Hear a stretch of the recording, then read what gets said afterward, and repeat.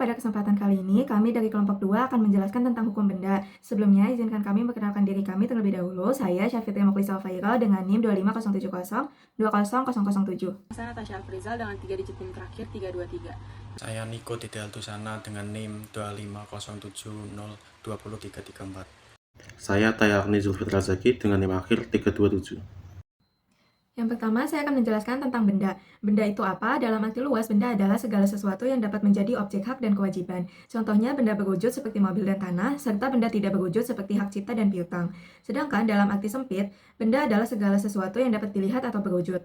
Menurut pasal 499 KUH Perdata, benda adalah setiap barang dan hak yang dapat menjadi objek dari hak milik. Sekarang kita akan masuk ke dalam macam-macam benda. Jadi macam-macam benda sendiri itu dibagi menjadi dua, yaitu berdasarkan wujudnya dan juga berdasarkan sifatnya. Berdasarkan wujudnya sendiri itu dibagi menjadi dua, yaitu ada benda berwujud dan juga benda tidak berwujud. Benda berwujud adalah benda yang dapat diraba oleh indera manusia, sedangkan benda tidak berwujud itu adalah segala macam hak. Lalu berdasarkan sifatnya dibagi menjadi dua, yaitu ada benda bergerak dan juga benda tidak bergerak. Benda bergerak sendiri itu benda yang dapat dipindahkan, sedangkan benda tidak bergerak itu benda yang tidak dapat dipindahkan atau dalam undang-undang itu digolongkan sebagai benda tidak bergerak. Apa sih itu benda bergerak dan tidak bergerak? Benda bergerak adalah benda yang dapat dipindah-pindahkan. Contohnya seperti kendaraan, saham, dan surat berharga. Dan untuk benda tidak bergerak, tidak dapat dipindah-pindahkan. Contohnya seperti tanah dan bangunan. Perbedaan akibat hukum itu ada 3 yang saat. Pertama itu kedudukan berkuasa. Pada benda bergerak, siapa yang menguasai diakui sebagai pemilik. Dan benda tidak bergerak harus mendaftarkan secara resmi. Yang kedua, penyerahan. Pada benda bergerak harus menyerahkan secara fisik, dan pada benda tidak bergerak harus melakukan balik nama. Yang ketiga, jaminan utang. Pada benda bergerak harus gadai dan fidusia. Pada benda tidak bergerak harus menggunakan syarat tanggungan dan hipotek. Selanjutnya ada cara memperoleh hak kebendaan. Yang pertama itu melalui bantuan orang lain. Jadi ini adalah pemberian dari orang lain, contohnya seperti hadiah, tukar menukar, ataupun jual beli yang bersifat sah. Yang kedua itu ada pengambilan sendiri tanpa bantuan orang lain. Contohnya itu seperti kalau misalnya kita menginginkan sesuatu, kita itu bisa mengambil di laut. Jadi kita bisa mengambil benda apapun jika tidak dimiliki oleh orang lain.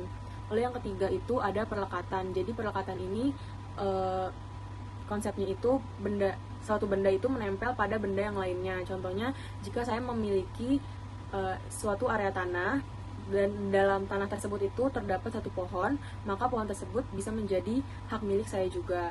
Lalu yang keempat itu ada warisan. Warisan ini terbagi menjadi dua, yaitu berdasarkan undang-undang, yaitu berdasarkan keturunan darah. Yang kedua itu berdasarkan surat wasiat. Jadi apabila seseorang tidak memiliki hubungan darah dengan yang bersangkutan, itu tetap bisa mendapatkan hak warisannya apabila namanya memang tercantum dalam surat wasiat tersebut. Selanjutnya yaitu bentuk-bentuk pengalihan hak. Yang pertama ada fatality slivering atau penyerahan nyata, yaitu penyerahan yang dilakukan secara fisik dari tangan ke tangan. Bentuk ini berlaku untuk benda bergerak, contohnya penyerahan motor setelah transaksi jual beli. Kemudian yang kedua ada juridis levering atau penyerahan secara yuridis, yaitu pengalihan hak yang dilakukan secara hukum atau formal dan memerlukan dokumen resmi seperti akta atau balik nama. Bentuk ini umumnya berlaku untuk benda tidak bergerak seperti tanah. Yang ketiga ada sesi, yaitu pengalihan piutang atas nama yang dilakukan melalui akta autentik atau akta di bawah tangan. Dengan demikian, setiap jenis benda memiliki cara pengalihan hak yang berbeda sesuai ketentuan hukum yang berlaku. Selanjutnya, saya akan menjelaskan mengenai hak kebendaan. Hak kebendaan adalah hak yang memberikan kekuasaan langsung atas suatu benda. Artinya, pemilik tersebut memiliki hubungan langsung dengan bendanya tanpa melalui perantara orang lain. Dasar pengaturannya terdapat dalam buku 2 Kitab Undang-Undang Hukum Perdata. Ciri-ciri hak kebendaan yang pertama adalah bersifat mutlak atau absolut. Hak kebendaan bersifat mutlak artinya dapat dipertahankan terhadap siapapun. Misalnya, jika saya memiliki rumah, maka siapapun tidak boleh menguasainya tanpa izin saya. Yang kedua, berlaku terhadap semua orang. Hak ini tidak hanya berlaku terhadap satu pihak tertentu, tapi terhadap seluruh masyarakat. Yang ketiga, mengikuti bendanya. Ini poin penting. Hak kebendaan mengikuti bendanya, jadi misalnya tanah dijual kepada orang lain, maka hak tanggungan yang melekat pada tanah tersebut tetap mengikuti tanahnya.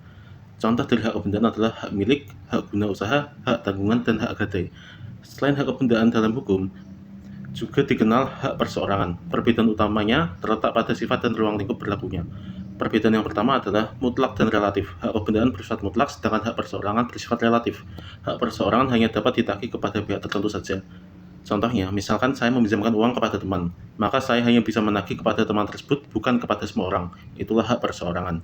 Yang kedua, kebendaan berlaku terhadap semua orang dan hak perseorangan hanya berpihak dalam perjanjian. Perbedaan ketiga yaitu soal pewarisan. Hak kebendaan itu dapat diwariskan karena melekat pada bendanya, sedangkan hak perseorangan biasa bergantung pada perjanjian dan dapat berakhir sesuai kesepakatan.